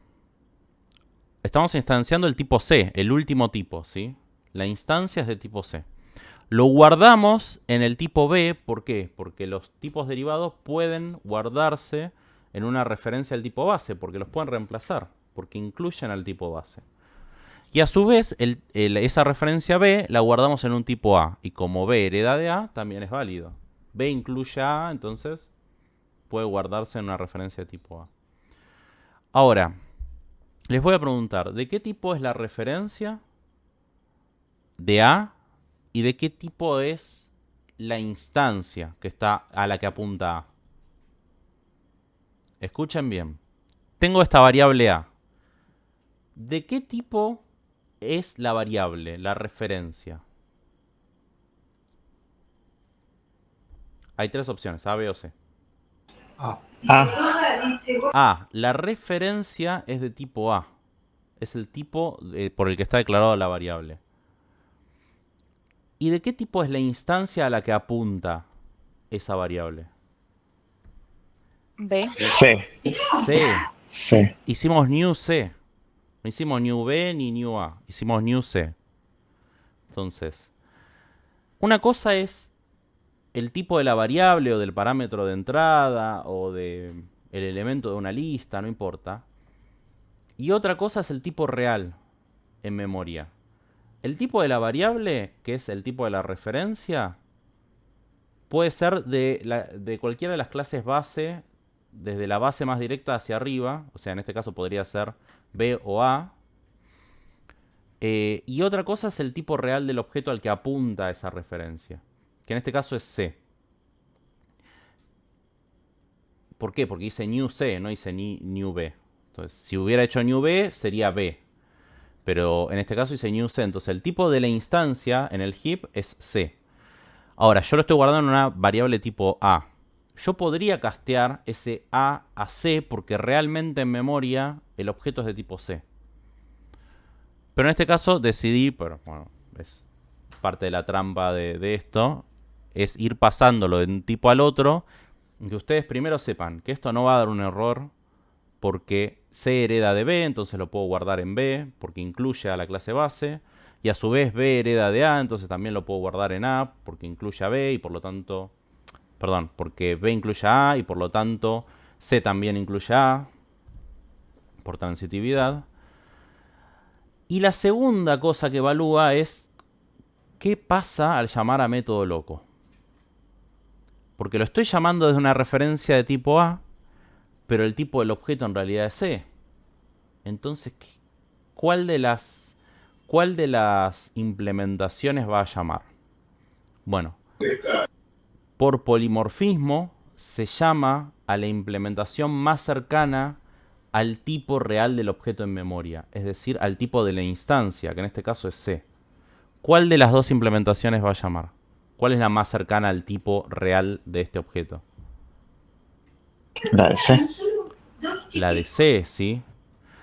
Bien, entonces, ¿qué va a mostrar? Va a mostrar lo que devuelva método loco, que es not false, y le va a agregar it's funny because it's true. O sea, no verdadero es gracioso porque es verdadero. Si fuese por referencia, profe, llamaría lo de A y sería solo método loco. Pero como no es por referencia y es por la instancia más cercana, llamo a ese último renglón. Si yo acá en vez de hacer new C haría new B, ¿qué mostraría por salida? False. Si yo acá hago new B, me va a mostrar solo not false. ¿Por qué? Porque la implementación más cercana al tipo B sería esta, la del tipo B.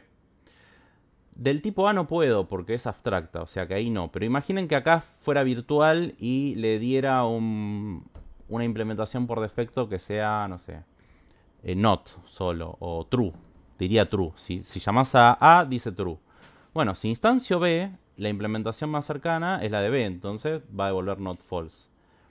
Ahora, si instancio un tipo A, que en este caso no se puede porque es abstracto, pero imaginemos que no es abstracto, me devolvería true, porque es la más cercana. Ahora, ahí entendieron el chiste. Si imaginemos que no hay un override en C, y es este mismo caso, estoy instanciando C. ¿Qué va a buscar? Va a ir a buscar a C y va a decir, uy, no hay una implementación específica de método loco en C. Va a buscar en la clase base de C, que es B, y va a encontrar not false. Entonces va a ejecutar esa. Imaginemos que tampoco haya un override en B y haya un virtual en A. Va a buscar en C, no va a encontrar nada, va a ir a B, no va a encontrar nada, va a ir a A y ahí va a ejecutar esa implementación. Entonces, cuando hablamos de polimorfismo, lo que importa es el tipo de la instancia, no el tipo de la referencia. Se llama la implementación del tipo real del objeto en memoria y por eso yo puedo tener una lista de animales y tener el método hacer sonido y que si es un pato va a decir quack y si es un perro va a decir wow y si es un gato va a decir miau. ¿Sí? ¿Por qué? Porque sobrescribo esa implementación y si bien la lista es de animales, me hace acordar, había una canción para chicos de una granja, me parece, que hacía sonidos de animales. De nuevo, tengo una lista de animales y si llamo al método hacer sonido y cada animal tiene su implementación de hacer sonido, depende del tipo real en memoria, sin necesidad de hacer un casteo, sin necesidad de hacer nada, solo con llamar a hacer sonido, cuál de esas implementaciones se va a ejecutar. Entonces, ¿el tipo de la instancia en tiempo de ejecución determina la implementación del método invocar? Sí. ¿El tipo de la referencia? No. No tiene que ver con el tipo de la referencia. ¿La salida por consola es not false? No. La salida por consola es not false It's funny because it's true. Y no hay ningún tipo de error acá, está todo ok. Las correctas son esas dos.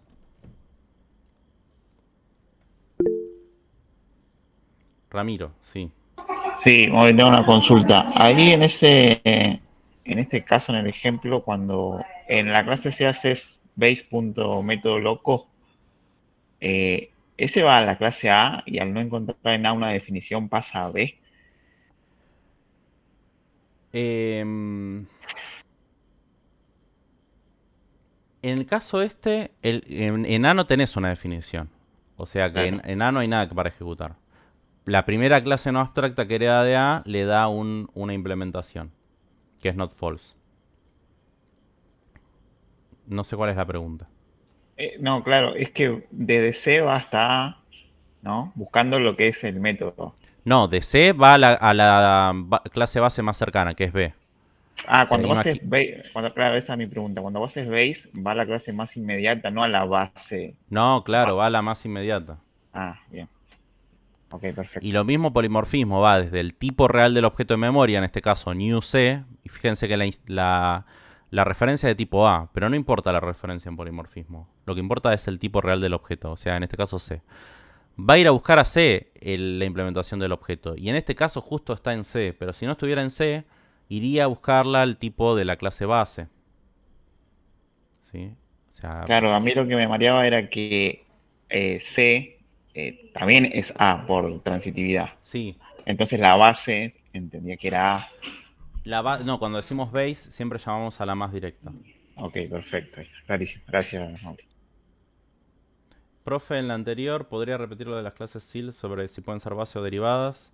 O sea, puede ser derivada, pero no base. Creo entender. Y entendés bien.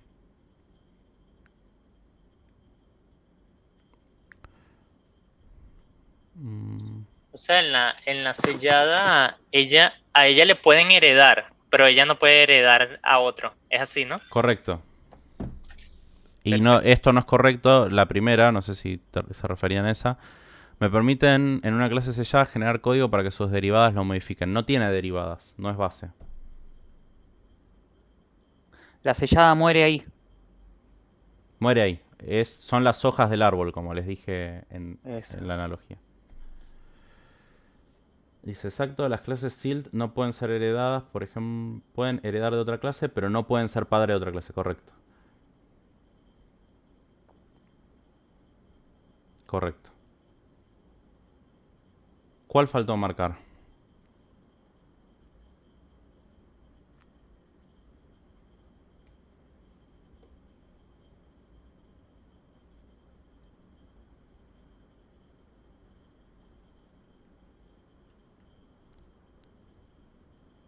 Pero pueden heredar de otras clases.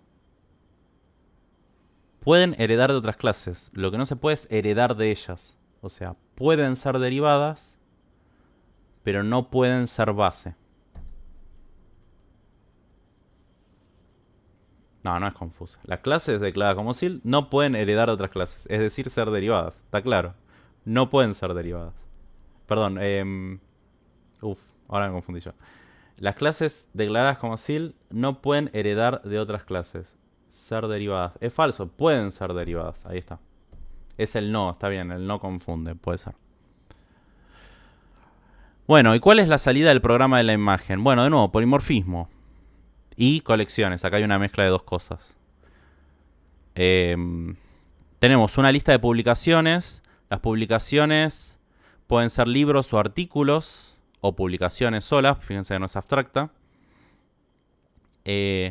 Todas están sobrescribiendo tu string, que a su vez es heredado de forma transitiva y sin explicitar nada. Ahora, implícita, de forma implícita, de object. Tu string es un método que está declarado en object. Todo hereda de object.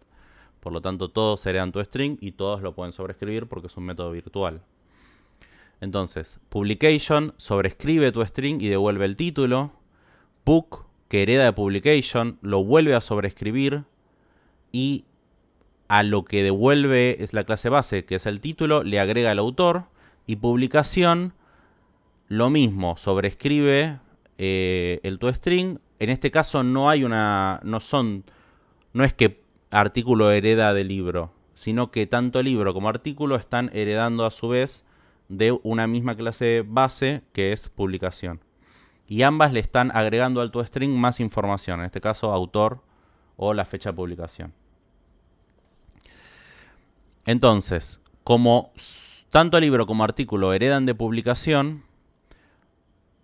yo puedo tener en una pila de publicaciones cualquiera de las tres instancias, o artículos, o libros, o publicaciones. Ya les digo hasta acá, nada da error.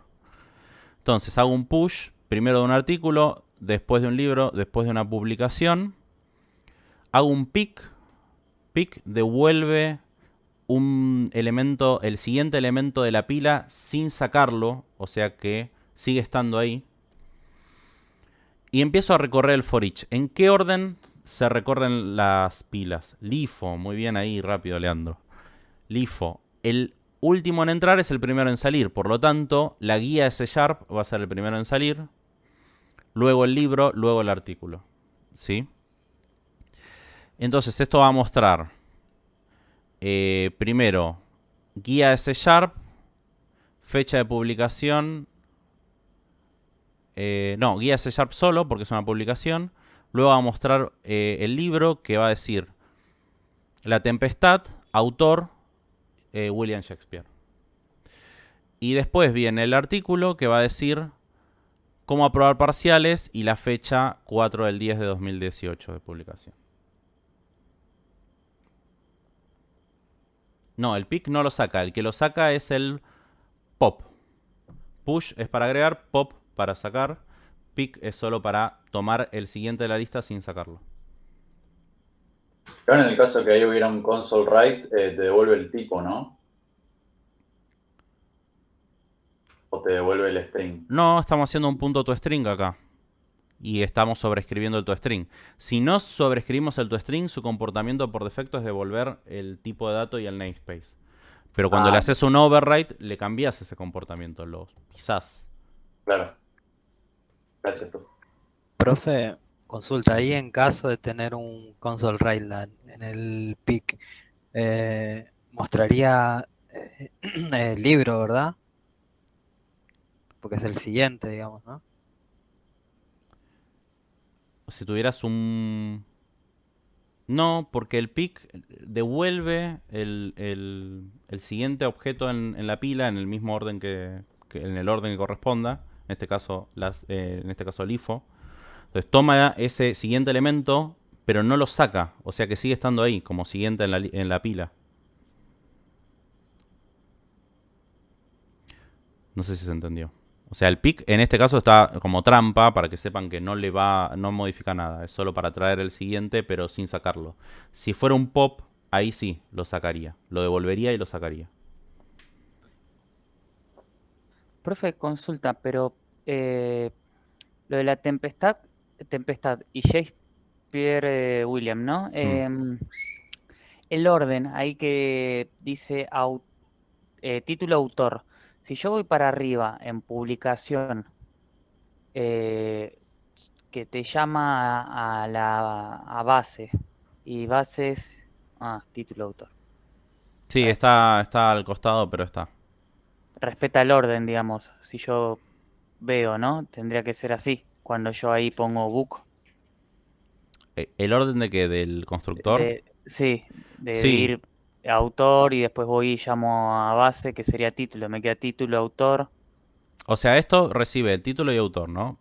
Hace un base, va al constructor de clase base, inicializa el atributo título, vuelve y en el constructor de la derivada inicializa autor. Gracias. Mauri, una pregunta ahí con los constructores también, porque yo me confundí con eso.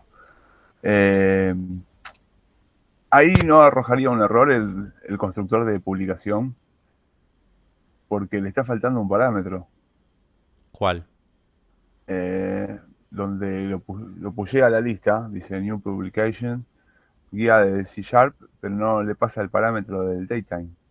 No, acordate que el artículo es el que recibe datetime. La publicación no recibe datetime. La publicación es la clase que está más arriba. Está bien, me confundí con... Pone eso. Perfecto. Y como no es abstracta, no hay problema en instanciarla. Entonces acá están jugando dos temas. Por un lado, el tema del orden de las pilas y el tema del pick. Y entender que es LIFO y que el pick no hace nada y demás. Y por otro lado, polimorfismo. ¿Por qué? Porque tengo que entender que si bien es una lista de publicaciones, o sea, la referencia de tipo publicación, en polimorfismo no importa el tipo de la referencia, importa el tipo real del objeto en memoria, o sea, el new. Y no va a mostrar todos el título nada más por ser publicaciones en el for each. Va a mostrar la implementación más cercana al tipo real en memoria. Y en este caso cada uno tiene su propia implementación de toString. Por lo tanto, al llamar a toString va a llamar a la implementación de ese tipo de instancia en particular. Entonces la respuesta es eso, ya les dije, guía de C#. Luego La Tempestad, autor Shakespeare. Y por último, Cómo aprobar parciales, publicado el 2018. Ahí me habían corregido que solo el año. Nadie los va a desaprobar por poner la fecha completa. Es un detalle esto ya acá. Pero si ya ponen cualquier cosa en cualquier orden o solo el título o eso, sí, ya ahí no están entendiendo nada. O me ponen solo La Tempestad y Cómo aprobar parciales pensando que el pick saca el elemento de la pila, también está mal. Vamos. Afirmaciones verdaderas sobre una clase abstracta. Puede contener métodos sin implementación, no pueden instanciarse, solo pueden contener métodos abstractos, no puede ser base, no puede ser derivada, no puede tener más de un constructor. Después del repaso que hicimos hoy, espero que todos le peguen a todas.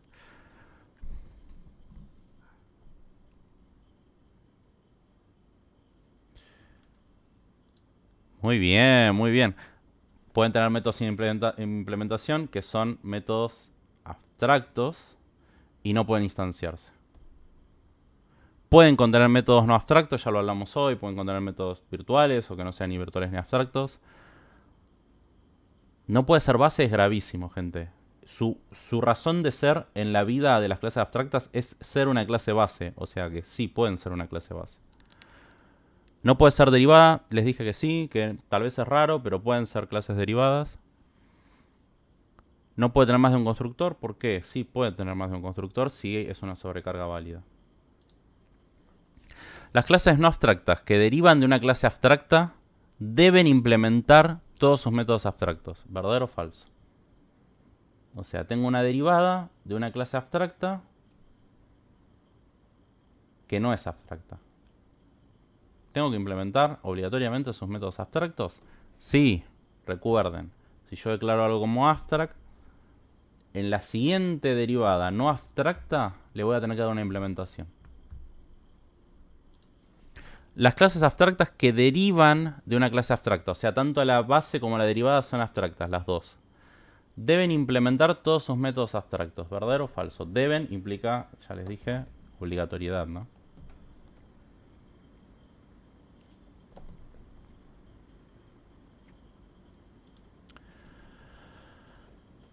Falso, ¿sí? Dijimos, mientras siga siendo abstracta, todavía no se puede instanciar, entonces todavía no estoy obligado a darle una implementación a esa operación. Pero ya cuando la puedo instanciar, es decir, en la primera derivada no abstracta, ahí sí le voy a tener que dar una implementación. Un método que puede, en mayúsculas, o sea que no está obligado, ser sobrescrito en las clases derivadas, es un método abstract, virtual, static o silt.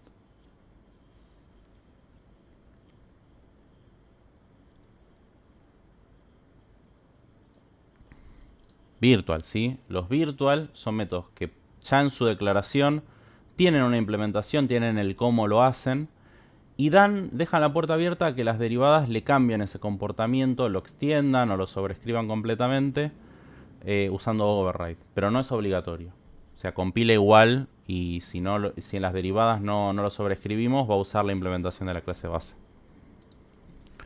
Los métodos virtuales solo se declaran en clases abstractas, deben ser reemplazados en la clase derivada o solo se pueden sobrescribir en una relación de herencia.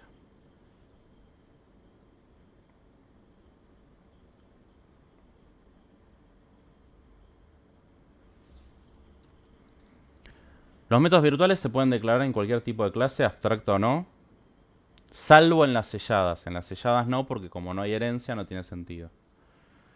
¿Deben ser reemplazados en la clase derivada? No, no deben, pueden.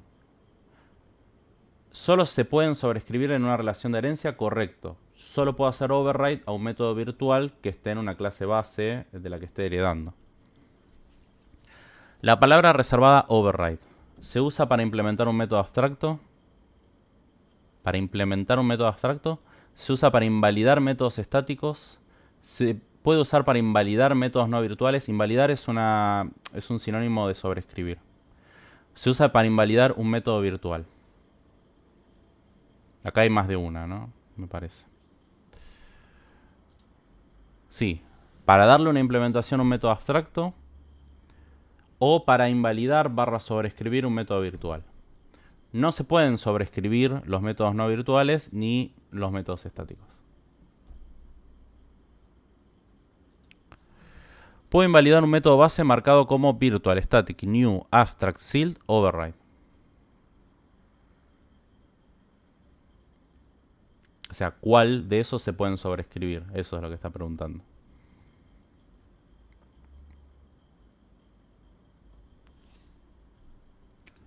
Virtual, abstract y override. ¿Por qué? Porque si yo le hice override en una derivada, en la derivada de la derivada le puedo hacer otro override como vimos en el ejemplo del parcial. En la última pregunta, que el toString al override, ya le hacía un override al virtual de object. Después le hacían un override al de publication. O sea, ahí estaban sobreescribiendo la sobreescritura del toString. Entonces, sí. Un método base marcado como virtual, abstract o override se puede invalidar, que es sinónimo de sobreescribir.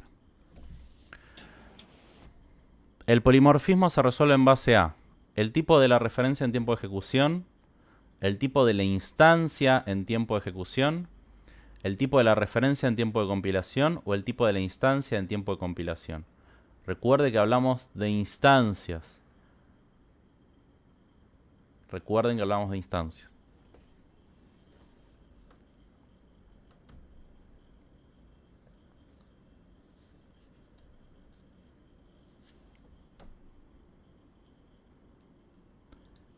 Bien, el polimorfismo, lo que importa, ya lo hablamos recién, no es el tipo de la referencia, sino que es el tipo de la instancia.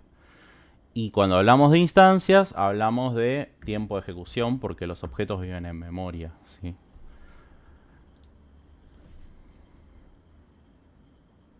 Pero muy bien, Boogie Woogie, de nuevo. Viene en el podio todo el tiempo. Bueno, muy felicitaciones a el resto.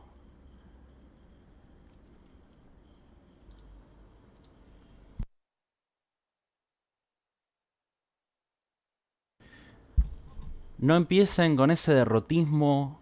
Me vuelve loco el derrotismo. Que ya no apruebo. Si todavía no diste el parcial. Porque sentate a estudiar. Da lo mejor de vos y que sea lo que tenga que ser.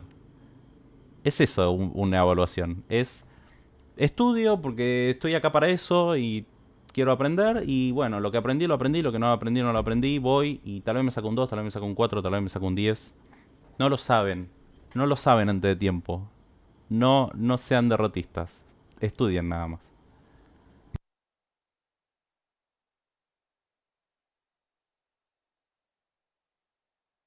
También eso, mucha gente que de repente se asusta y recursa. ¿Saben la cantidad de gente que vi que desaprobó el primer parcial, el recuperatorio del primer parcial, el segundo parcial y los metió a los dos en fecha de final? Les diría la mayoría que no se rindió y llegó a final, la termina aprobando en fecha de final.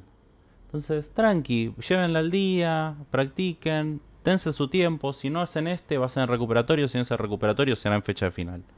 Tranquilos, no pasa nada. No dejen de cursar. Tampoco esperen saber todo habiendo cursado una sola vez. No, eso no pasa tampoco. Van a cazar un porcentaje de todo lo que se enseña y el resto les va a terminar a hacer del clic cuando laburen o en la siguiente materia. Igual que pasa en todo. Igual que les pasa alrededor del cuatrimestre. ¿No se dieron cuenta que hace 2 semanas estaban llorando con los estáticos Y hoy dice, no, estático ya sé lo que es. Enseñame polimorfismo, no entiendo polimorfismo. Y claro, si lo viste la semana pasada. Dentro de 2 semanas vas a decir, no entiendo qué es excepciones, pero amo el polimorfismo y lo entiendo re bien. Bueno, es así, de a poco. Ya van a ir cayendo las fichas. Ayuda mucho llevar la materia al día, porque así funciona el cerebro. No le podemos meter demasiada información de golpe. Entonces, si la llevan al día, se van a hacer un favor. Pero si incluso llevándola al día les va mal, no pasa nada. Hay 2 recuperatorios. No pasa nada.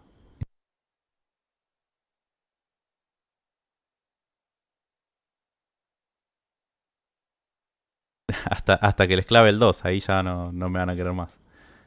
Pero bueno, de nuevo, entiendan que las evaluaciones no son más que una instancia más de aprendizaje.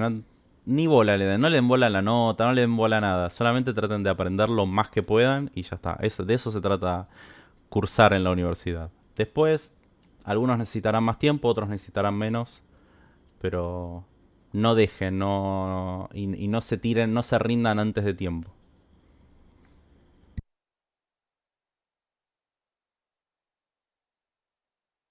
No, el promedio.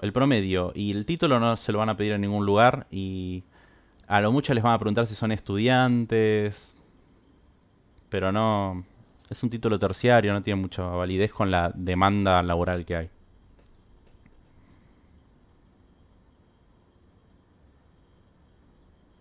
Bueno, qué bueno que les sirva lo que estoy diciendo. Pero es en serio. Es normal desaprobar. Y cada uno tiene su tiempo. No pasa nada.